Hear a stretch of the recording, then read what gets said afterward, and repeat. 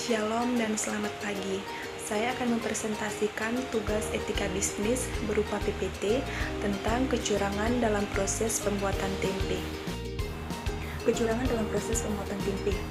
Pada saat ini, banyak produsen menjalankan usahanya di luar dari jalur etika. Biasanya usaha yang berorientasi pada keuntungan semata dapat mengakibatkan pada perbuatan menyimpang, seperti menjual barang terlarang atau menjual barang yang menggunakan bahan-bahan berbahaya. Kemudian selanjutnya latar belakang kecurangan. Kecurangan dilakukan untuk memenuhi kebutuhan diri sendiri dan merugikan orang banyak. Tujuan dilakukannya kecurangan yaitu untuk memperkaya diri sendiri atau kelompok tanpa memikirkan akibat dari perbuatannya. Segala cara telah dilakukan untuk mencegah serta mengatasi terjadinya kecurangan, baik itu meningkatkan pengawasan hingga memberikan sanksi hukum yang berat kepada perilaku kecurangan. Namun hal itu tidak membuat berkurangnya kecurangan. Kecurangan tidak dapat digeneralisir secara umum karena ini merupakan suatu bentuk tindakan yang bisa dilakukan tanpa adanya unsur ketidaksengajaan. Tindakan kecurangan terjadi karena adanya faktor-faktor yang mengakibatkan seseorang melakukan kecurangan. Faktor-faktor tersebut yaitu dibuat dalam bentuk segitiga kecurangan atau triangle of fraud. Selanjutnya yaitu pengertian tempe. Tempe adalah makanan hasil fermentasi yang dibuat dari kedelai dinokulasi dengan jamur Rhizopus obliquus dalam fermentasi padat.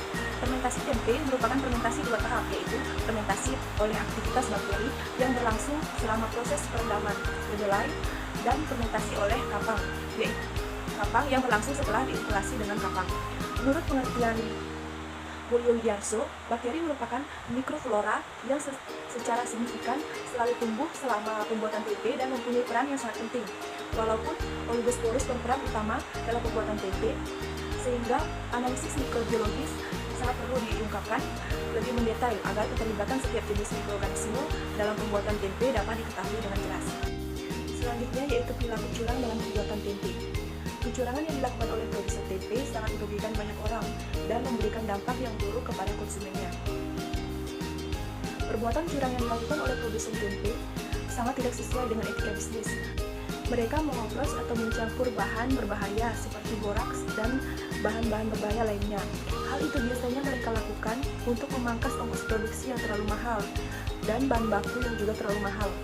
Seperti beberapa kejadian yang terjadi di berbagai daerah sehingga meresahkan masyarakat. Melihat peluang yang begitu besar dan produk tempe, saat ini banyak masyarakat mulai menjadikan tempe sebagai usahanya, mulai dari usaha kecil, menengah, dan usaha berskala besar. Tetapi pada kenyataannya, peluang tersebut juga banyak dimanfaatkan oleh para produsen tempe yang berlaku curang. Saya mendapatkan informasi bahwa cara pembuatan tempe masih ada yang mengoplos bahan baku, yaitu mencampurnya dengan jagung. Dan kemudian ketika membersihkan kedelai dengan cara diinjak-injak seperti gambar di samping ini. Hal itu dilakukan untuk menghilangkan serat kedelai. Berdasarkan hal tersebut, mereka mendirikan usahanya tanpa ada prosedur kerja yang jelas. Di sudut tersebut mengatakan bahwa saja mereka sebagai produsen tempe tidak mengetahui sistem etika bisnis dalam menjalankan sebuah usaha atau bagaimana cara menjalankan usaha tersebut. Kepercayaan konsumen semuanya hanya diserahkan pada takdir semata.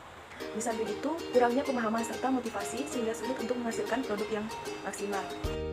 Selanjutnya yaitu prinsip-prinsip etika bisnis dalam pembuatan tempe. Yang pertama di sini ada prinsip otonomi, yang kedua prinsip saling menguntungkan, yang ketiga prinsip kejujuran, yang keempat yaitu prinsip integritas moral, dan yang terakhir yaitu prinsip keadilan. Yang pertama yaitu prinsip otonomi. Produsen tempe tersebut sudah jelas mengetahui bahaya dari zat kimia berbahaya, formalin dan boraks apabila zat kimia tersebut dimasukkan dalam tubuh manusia dan dicampur dalam bahan makanan yaitu tempe. Dan yang kedua yaitu prinsip kejujuran. Produsen tersebut tidak jujur terhadap komposisi bahan yang digunakan dalam produksi tempe sehingga merugikan konsumen dan banyak masyarakat. Yang ketiga yaitu prinsip keadilan. Produsen tempe tersebut tidak adil dan dalam berbisnis dan merugikan banyak pihak. Yang keempat yaitu prinsip saling menguntungkan. Sudah jelas produsen tersebut tidak menaati prinsip ini karena hanya memikirkan keuntungannya sendiri, tidak mementingkan keuntungan konsumen dan keuntungan orang banyak di luar sana yang mengkonsumsi tempe. Kemudian prinsip yang terakhir, prinsip integritas moral. Produsen tempe ini dalam menjalankan bisnisnya tidak menjaga nama baik para pengusaha tempe yang lain, sehingga berdampak juga pada para pengusaha tempe lainnya yang bersikap jujur dalam menjalankan bisnisnya. Selanjutnya yaitu faktor-faktor pendorong produsen berbuat curang. Yang pertama yaitu faktor pemicu, yang kedua faktor individu, yang terakhir faktor generik. Faktor pemicu terbagi menjadi 3 bagian, yaitu tekanan atau pressure, yang kedua kesempatan atau opportunity, yang ketiga rasional. Kemudian yang kedua faktor generik terbagi menjadi 2, kesempatan atau opportunity, kemudian 2 pengungkapan atau exposure. Kemudian yang terakhir yaitu faktor individu. Faktor individu di sini terbagi menjadi 2, yaitu moral dan motivasi. Selanjutnya yaitu pentingnya kesadaran dalam melakukan suatu usaha. Kejujuran dan keterbukaan dalam bisnis merupakan kunci keberhasilan. Apapun bentuknya, kejujuran tetap menjadi prinsip utama sampai saat ini. Transparansi terhadap konsumen adalah ketika seseorang produsen terbuka mengenai mutu, kuantitas, komposisi, dan unsur-unsur kimia dan lainnya agar tidak membahayakan dan merugikan konsumennya. Prinsip kejujuran dan keterbukaan ini juga berlaku terhadap mitra kerja. Seseorang yang diberi amanat untuk mengerjakan sesuatu harus memberikan hasil kerjanya dan tidak menyembunyikannya. Data yang diperoleh dari hasil penelitian proses pembuatan tempe tersebut yaitu banyaknya kejanggalan-kejanggalan di pabrik tersebut, antara lain tidak adanya pelang nama pabrik atau nama usaha, dan karyawan yang berjumlah lebih dari 50 orang yang sudah pasti tidak didaftarkannya di Jam Sostek. Belum lagi pajak yang merugikan Pemda setempat. Semoga saja Pemda setempat menutup tempat usaha legal tersebut yang sudah membahayakan masyarakat sekitar dan telah mengkonsumsinya.